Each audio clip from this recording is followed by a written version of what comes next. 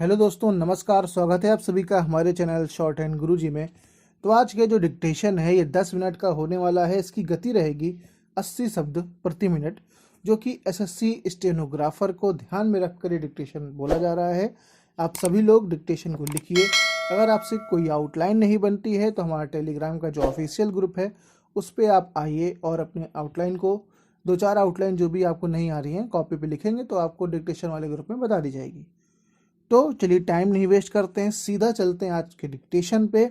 और आपकी जानकारी के लिए बता दिया जाए कि हमारे चैनल पर सोमवार से शनिवार तक रात 8 बजे प्रतिदिन एक डिक्टेशन आपको प्रोवाइड की जाती है। कभी वो 80 की गति से रहती है, कभी वो 100 की गति से रहती है। तो फिलहाल आज का जो डिक्टेशन है उसकी गति है 80 शब्द प्रति मिनट। सो आप लोग रेडी हो जाइए। Ready, start. महोदय, मुझे असम के लोगों को यह आश्वासन देने की आवश्यकता नहीं है कि उनके आर्थिक विकास और भलाई की समस्याओं के प्रति भारत सरकार को विशेष चिंता है। उन्हें विश्वास रखना चाहिए कि इसके प्रति मैं न केवल व्यक्तिगत रूप से चिंतित हूँ, बल्कि हम चाहते हैं कि जिस सीमा तक संभव हो हम उनकी सहायता करें।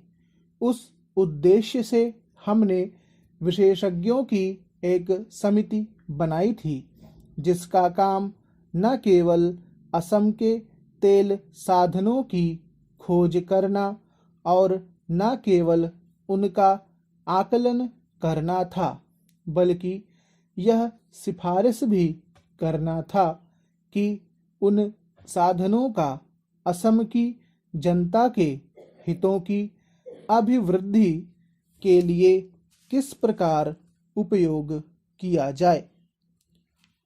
उस समिति की रिपोर्ट जैसे ही प्रकाशित हुई, हमारे योजना आयोग ने उस पर ध्यान देना शुरू किया। साथ ही मैंने पेट्रोलियम और रसायन मंत्री तथा योजना आयोग के सदस्य को एक साथ मिलने को कहा, जिससे निर्णय लेने में शीघ्रता हो।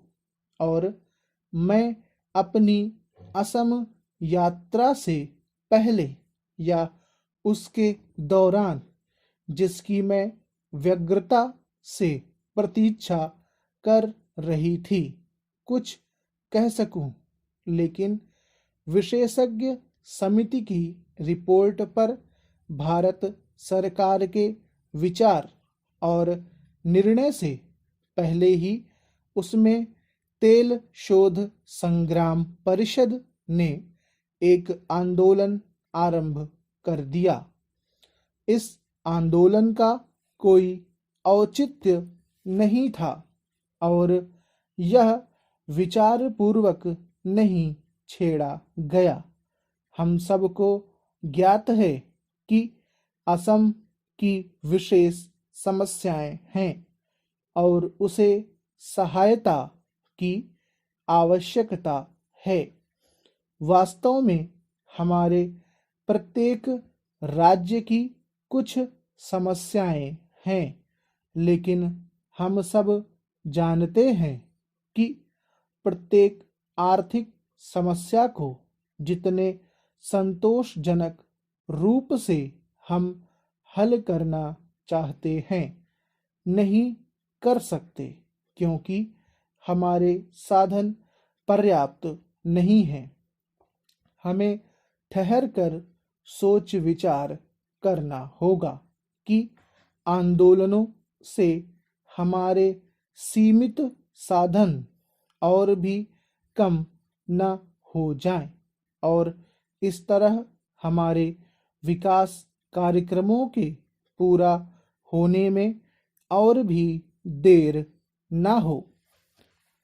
देश में लगातार चलने वाले ये आंदोलन अथवा आंदोलन की धमकियां हमारे प्रशासन पर बहुत प्रभाव डालती हैं। मुझे विश्वास है कि वह हमारे राष्ट्र हित में नहीं है कि आंदोलन की धमकी के रहते कोई निर्णय किया जाए। यह स्पष्ट है कि आर्थिक विकास के मामलों को आंदोलन भड़काने वालों द्वारा पैदा किए गए कटुता के वातावरण में नहीं निपटाया जा सकता जब तक असम में आंदोलन की धमकी का वातावरण बना हुआ है। महोदय, असम में आम मांग उठी है कि सार्वजनिक क्षेत्र में एक और तेल शोधक कारखाने की स्थापना की जाए। भारत सरकार असम के तीव्र आर्थिक विकास के लिए हमेशा उत्सुक रही है और इसीलिए उसकी योजनाओं के लिए केंद्रीय सहायता देने पर उसने विशेष ध्यान दिया है। सरकार ने अप्रैल में एक विशेषज्ञ समिति नियुक्त की थी जिसका काम असम में एक अतिरिक्त तेल शोधक कारखाना लगाने की तकनीकी आर्थिक व्यवहार्यता पर विचार करना था। उस समिति की रिपोर्ट पर विचार करने के बाद अब सरकार ने निर्णय किया कि असम में वर्तमान तेल शोधक क्षमता को वर्तमान योजना के दौरान 10 लाख टन से कुछ अधिक बढ़ाया जाए। ऐसा या तो वर्तमान तेल शोधक क्षमता के विस्तार द्वारा या अतिरिक्त क्षमता का प्रबंध करके जो भी आर्थिक दृष्टि से व्यावहारिक होगा किया जाएगा। भारत सरकार इस आवश्यकता को भी स्वीकार करती है कि असम में अन्य बातों के अलावा वहीं के तेल पर आधारित औद्योगिकरण के लिए कदम उठाए जाएं।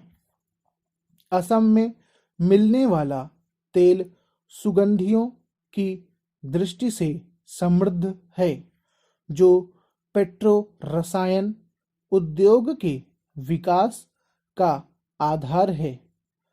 तेल शोध में प्रस्तावित वृद्धि के फलस्वरूप उपलब्ध पर्याप्त कच्चे माल के कारण सरकार ने यह भी निर्णय किया है कि एक समन्वित डीएमटी पॉलिस्टर धागा पेट्रो रसायन उद्योग समूह की स्थापना की जाए। इस उद्योग समूह के लिए वर्तमान योजना में जो इन दिनों बनाई जा रही है समुचित प्रावधान किया जाएगा। असम में प्रचुर साधन हैं और वन उत्पादनों पर आधारित उद्योगों की स्थापना की वहां अच्छी गुंजाइश है। हाल ही में सरकार ने कागज निगम की स्थापना करने का विचार किया है। यह निगम असम में कागज लुगदी कारखाना लगाने का काम करेगा।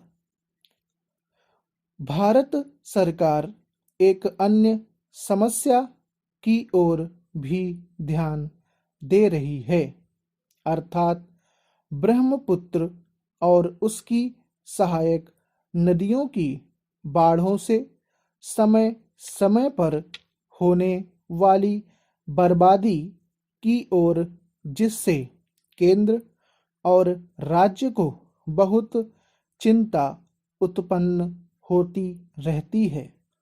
सरकार ब्रह्मपुत्र बाढ़ नियंत्रण आयोग के जरिए बाढ़ों की रोकथाम के लिए एक व्यापक योजना बनाने और उसे लागू करने को महत्व दे रही है और इस पर भी विचार कर रही है कि एक इसी प्रकार का आयोग बनाया जाए। स्टॉप।